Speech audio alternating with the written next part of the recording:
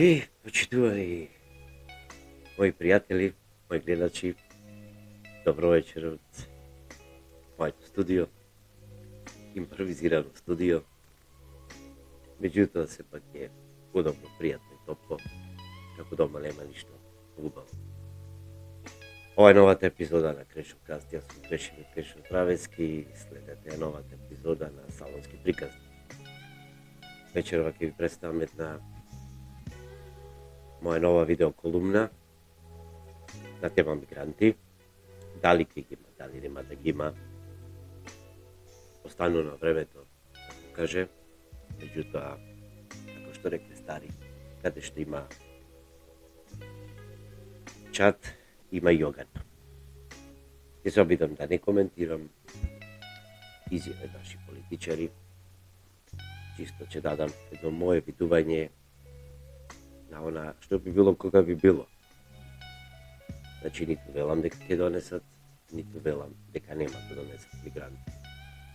Чисто едно онака да видим како доаѓа до тоа, како сето тоа се. Колумната има наслов "Продадена држава за туѓа криза". Се разбира, како што ви вети во позадина секојаш ќе оди добар сам. Во политиката на малите земји постои една сурова вистина.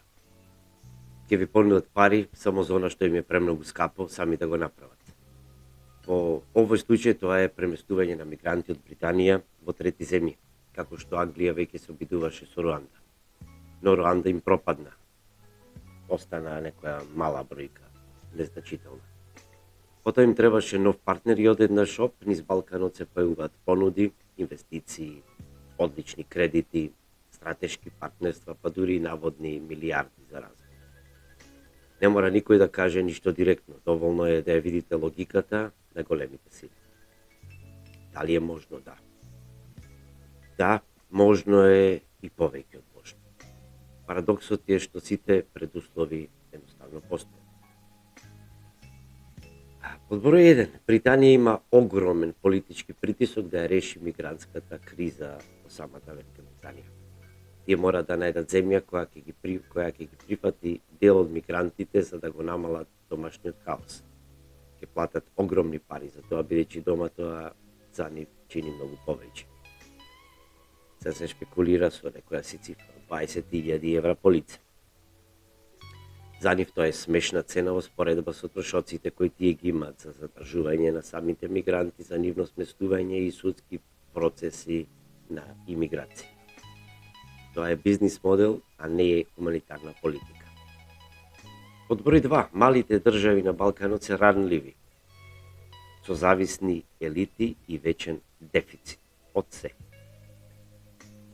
Што британците купуваат со понудените 6, 8, 10 милиарди евра кредити, треба само да се запрашаме. Ниту една западна сила нема да фрли туку така тешки милиарди за наводен развој на држава од некои си 1,8 милиони жители од чиста љубов. Тоа значи дека очекуваат огромна стратегиска услуга. Токму таква каква што е префрлањето на мигранти. Под број 3, олигархијата во државата, во нашата држава, исто така и во нивната, секогаш ќе биде подготвена да продава. Секој модел на политичко-корупцијско спојување функционира вака. Ти даваат кредит, што идните генерации ќе го враќат, истиот тој кредит го делат домашни олигарси плюс компании блиски до странски интереси, а граѓаните добиваат само обврска за враќање тешки долгови. И додека народот ќе се расправа дали мигрантите се опасност, дали ќе ги носат, дали нема да ги носат, вистинската опасност е долгорочната економска окупација преку долгови. Која е политичката логика за мигрантската замена? За мигрантската замена. Под број 1 тоа е дека Британија сака да ја префали политичката цена од кај нив на друго место. Дома секој мигрант е политичка бомба. Во Македонија не е. Малите држави немаат моќ да поставуваат услови, нема медиумска тежина која ќе дигне скандал, а елитите често се подготвени да потпишат секаков документ кој им ја продолжува власта. Понатаму кредитот од 6 милиарди би бил алатка за долгорочно послушни влади. Пари еднакво е контрола. Контрола еднакво политички услови. Услови е еднакво на пренесување на проблеми што другите сакат да ги решат надвор од нивните граници.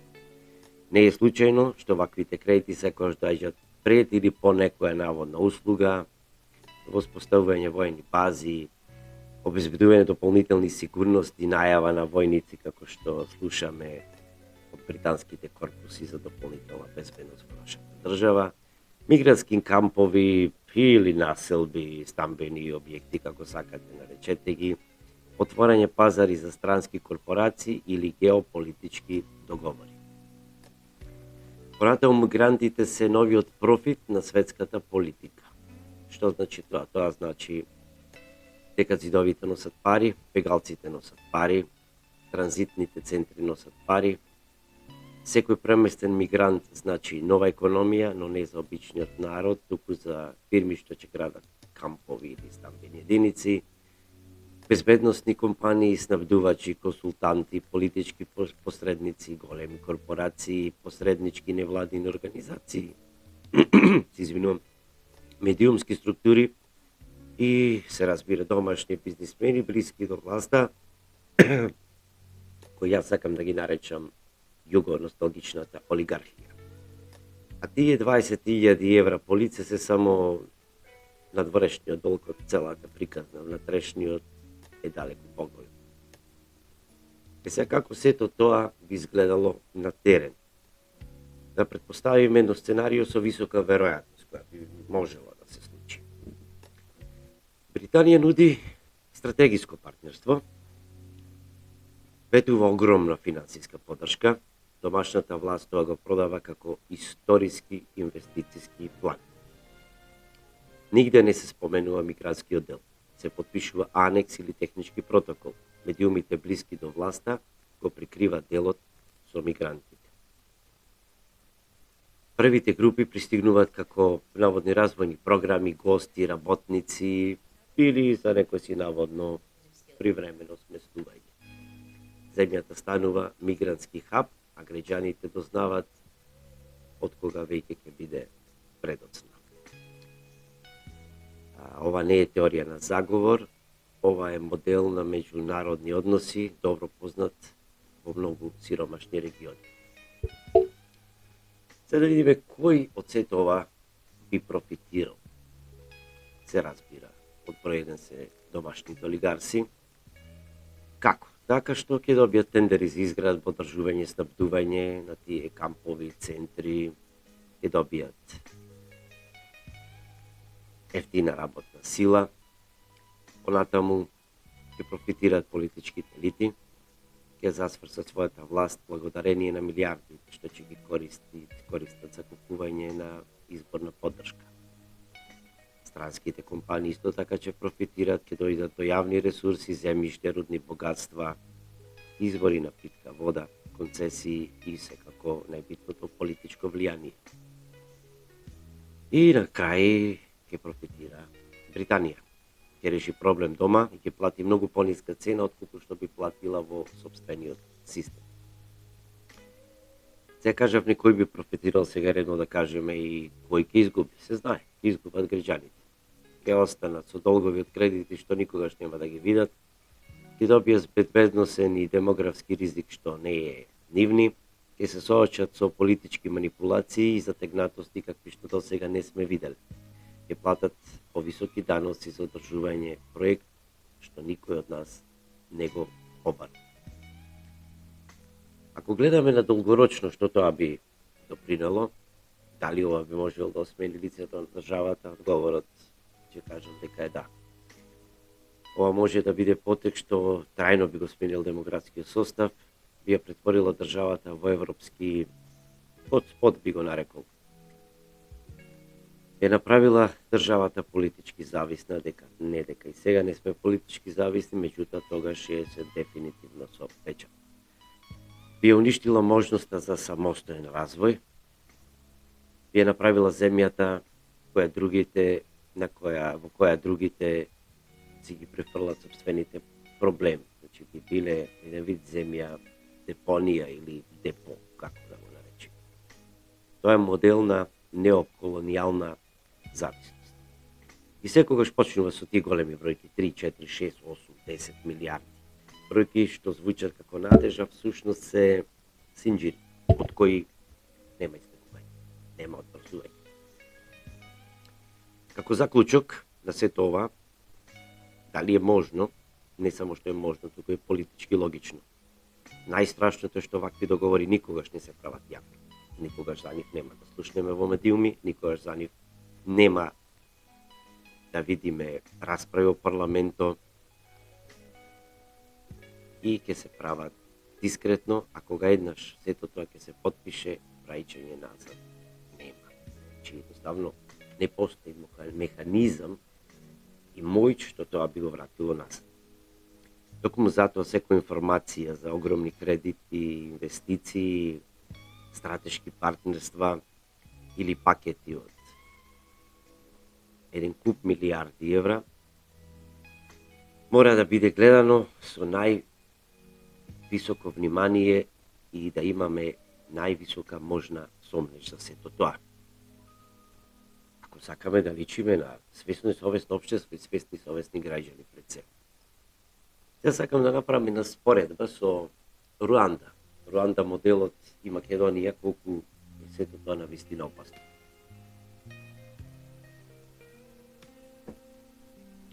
Кога Британија бара земја за да ги префали мигрантите, примерот на Руанда не е само случајна споредба.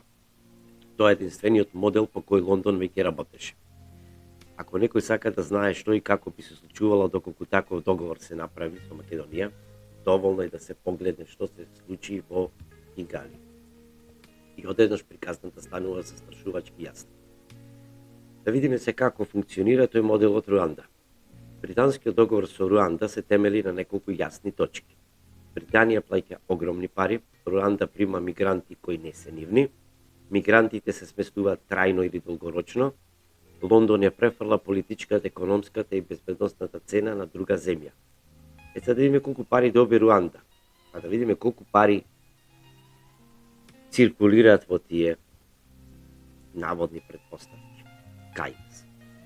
Руанда доби повеќе од 500 милиони фунти со потенцијал да стигне до 1 милиарда фунти. Тоа е наводна плата за прифаќање неколку илјади мигранти. По Македонија веќе кружи бројката од 20.000 евра по мигрант годишно, но со дополнителни 6 милиарди евра кредит. Таа логика не е измислена, тоа е копија на истиот модел, само со многу поголеми бројки на пари. Клучната споредба помеѓу Руанда и Македонија, која е? Во врска со доаѓање на мигранти. Руанда има автократски систем, има силно централизирана држава, има репресивен, страшно репресивен апарат што брзо гаси немири, демографски е преголема популација од над, ми се чини, 14 милиони жители, има население кое е навикнато на етничка мешанина и конфликти и има милиони евра за имидж промоции за да изгледа државата стабилно.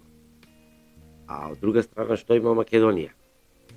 Македонија има кршлива демократија, има силни политички поделби, има слаб безбедносен систем, има само 1,8 милиони жители, има историски чувствителни етнички равнотежи, има ниска доверба во институциите, поготово суството и властите секако, има ограничена способност да менаџира со кризи, и тоа значи дека сето она што за Руанда е прифатливо, за Македонија е потенцијално деструктивно.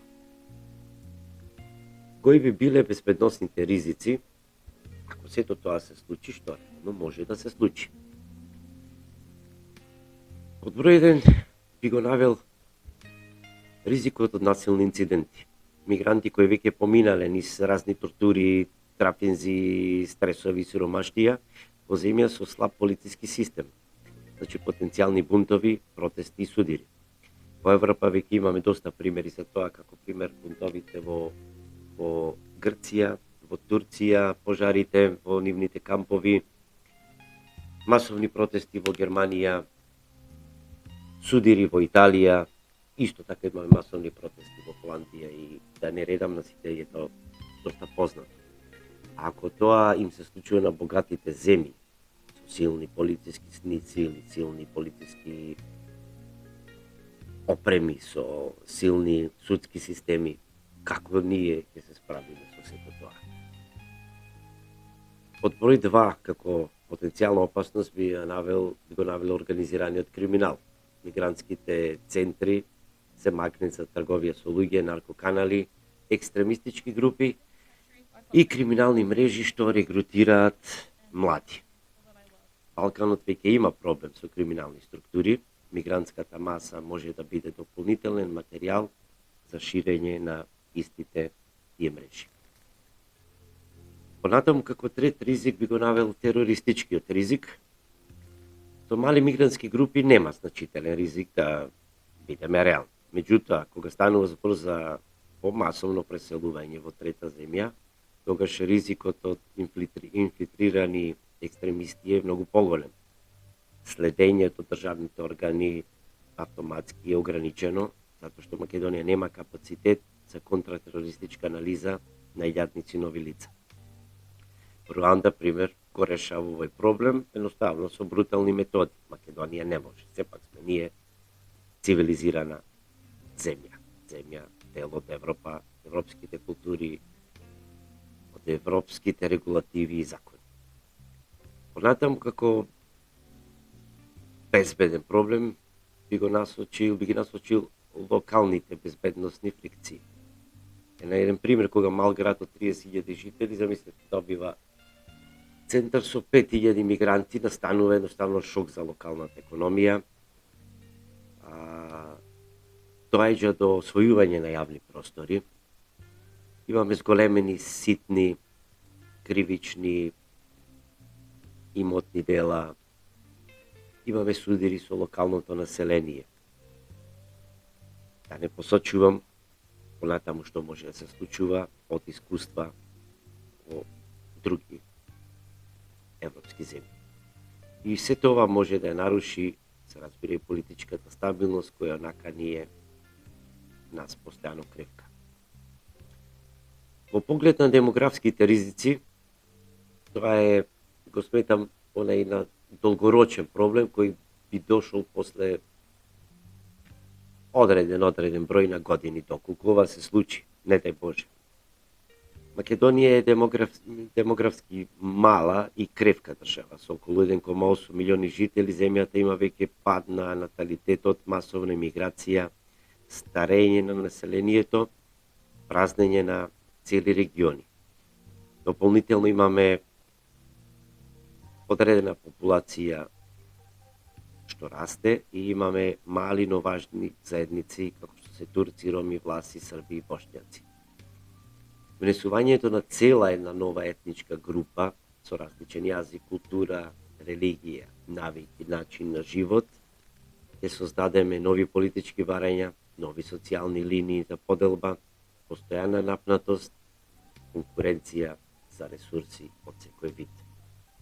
Балканот историски не поднесува добро вакви преслави. И онака меѓу нас владеат мал милион на различности и поделби. Мигрантите не се привремени. Доколку не дај Боже, пак ќе кажам, случи тоа, тие остануваат. Не постои механизам, не постои начин, не постои моќ со која тоа би се вратил.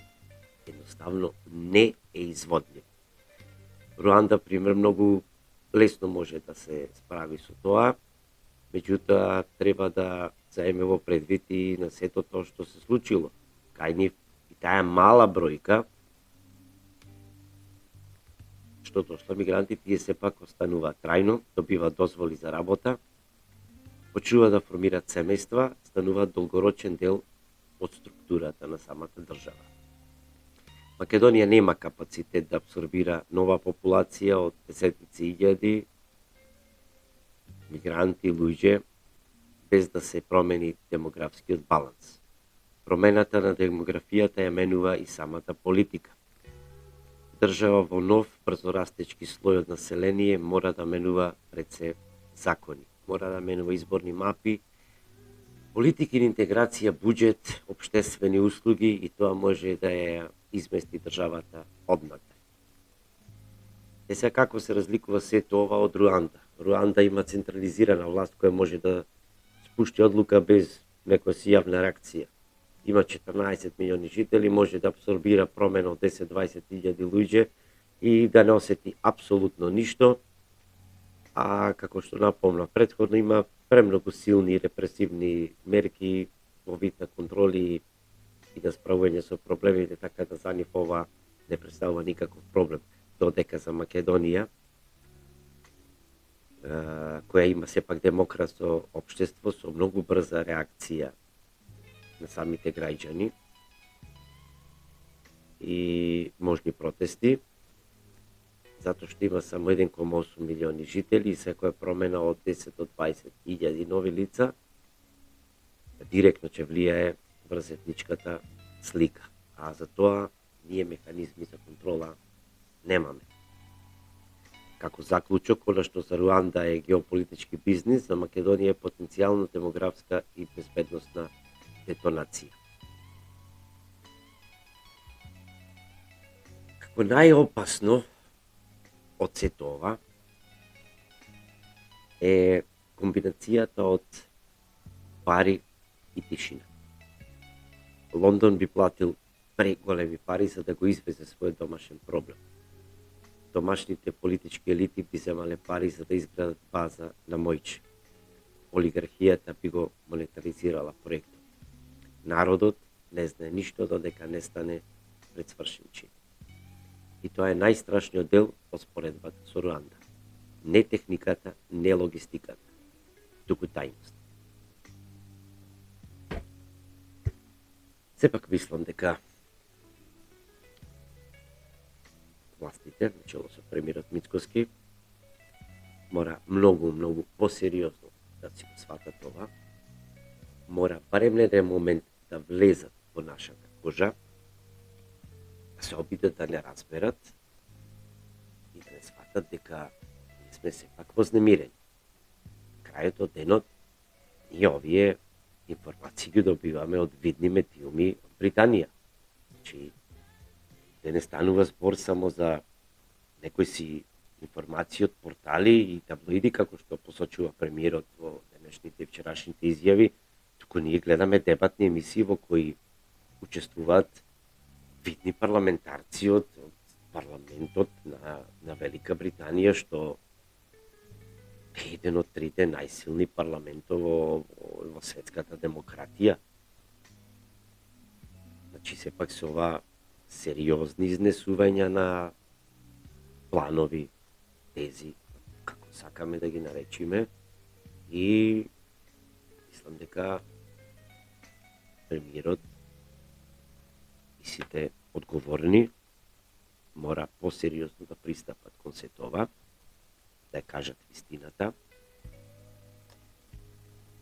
Да изјавата исто така че се осврна од премиерот дека тоа во Британија се користело за внатрешна употреба, пошто и кај нив се спремале избори, па као предизборна кампања водат. Тие може да си водат внатрешно како сака, меѓутоа кога се споменува трета држава, а доколку вие премиере тврдите дека тоа не е вистина, зошто до сега ние не видовме да се упати демант кон сите тие медиуми, како NBC, GBC, најава има исто и на BBC и ред други врвни медиуми. А тоа не се таму подкасти како од Крешо Фризерот. Тоа се медиуми и гласноговорници на власта, кај нив едноставно уќе нема заебанција. Чи нема заебанција. Демант не видовме. Од страна на амбасадата на Велика Британија Демант не видов. Да, не видовме ни потврда до душа, меѓутоа не видовме ни негирање. Меѓутоа има таму еден дел каде што вика потпишување и договор на стратешко партнерство. А си овој проект е под стратешко партнерство. Така да бидеме сите будни, да ги притискаме одговорните лица, едноставно да ни дадат одговори. Да се надеваме дека до ова нема да дојде, меѓутоа гледајќи целокупната слика на Балканот, каде што веќе по неколку земји имаме мигранти, многу се мали шансите дека ова нема се оствари кај нас. Што значи во превод, ќе се оствари. Премиерот да вели додека е тој председател на владата, нема да дозволи, внимавајте на реченицата, влез на илегални мигранти. Тој во право. И тука за прв пат не лаже. Зошто не лаже? Затоа што тој влез нема да биде на илегални мигранти, туку ќе биде влез на легални мигранти. Ако премиерот смета дека ние ништо не разбираме, тогаш малку се заеба. Незгодна ситуација. Разбираме доволно, а може би премногу разбираме, така да овие ефтини приказки, Pulp Fiction, мислам дека нема да победи. Почитувани мои, да бидеме будни, ние секако 34 години имаме само стресови, ние не сме навикнати да не бидеме будни, така да ова будност треба само да ја продолжиме и за една мала нијанса да ја зајакнеме. Секојдневно да бараме одговори од сите, буквално од сите, власт, опозиција, сите релевантни фактори и институции, едноставно да не отстапуваме од одговорите на нашите прашања. Ова беше уште една епизода од Крешо Каст, емисијата Салонски приказни. Јас сум Крешимир Крешо Здравески. Останете ми добри, бидете насмејани, утре е нов ден. Се гледаме во наредната епизода. Сега за крај, уште малци добар сан.